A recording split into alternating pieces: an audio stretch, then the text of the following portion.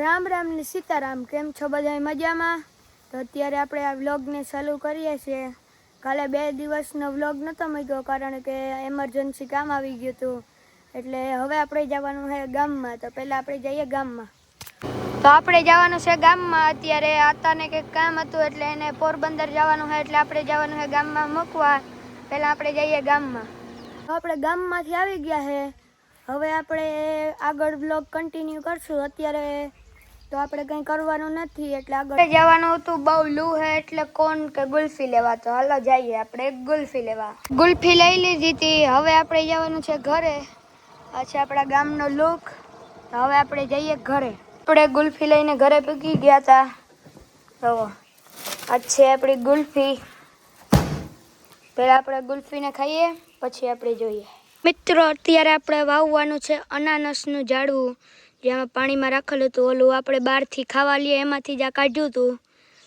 હવે આપણે આને આમાં વાવવાનું છે.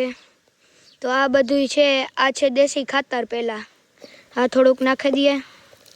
પહેલાં તો દેશી ખાતર, છાણિયું ખાતર કે આપણે એટલું બસ. પછી આ છે ધૂળ. તો આપણે પછી આ નાખવાની છે ધૂળ. જુઓ, આ છે ધૂળ. પછી હવે આપણે નાખવાની છે થોડીક રેતી. આ છે રેતી એટલે ખારી ને મીઠી બે ભેગી થોડીક. આ થોડીક નાખી હવે આને મિક્સ કરીને મળીએ. તો આપણે આ બધું મિક્સ કરી લીધું છે. હવે વાવવાનું છે આ ઝાડવું. અને 10-15 દિવસથી રાખ્યા તો એટલે જો આમાં પાડું આવી ગયું છે, એટલે મૂળ એના આવી ગયા છે. હવે પહેલાં આપણે મિક્સ કરેલ માટી નાખીએ. પછી હજી તો નાખવી પડશે. હાથેથી જ નાખી લઈએ આપણે માટી. પછી આમ ઉપર મૂકીને પછી માટી પાછળ ઉપરથી નાખશું. પહેલાં આપણે ભરી લઈએ. પછી હવે આને મૂકી અને હવે સાઈડમાંથી માટી નાખવાની છે. જુઓ,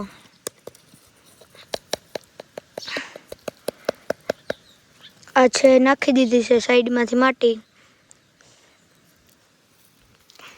થોડીક ઢોરાઈ ગઈ હતી એટલે એ પણ મિત્રો, આપણા મમ્મી આવ્યા હતા એટલે એ આપણા માટે લેવા છે કેડબરી. એક છે કિટકેટ અને એક છે ડેરી મિલ્ક. તો આપણે આને ખાઈએ. અત્યારે મિત્રો આપણે ઉપર ચડી ગયા હતા. આ ઘર છે ઢારિયા ઉપર. કારણ કે આપણે ધોવાની અત્યારે સોલાર પ્લેટ બહુ મેલી થઈ ગઈ હતી. ધૂળ જામી ગઈ હતી. જુઓ કેટલી ધૂળ જામી ગઈ હતી. એવા માટે આને ધોવાની છે. તો પાણી આપે એટલે આપણે ધોઈએ.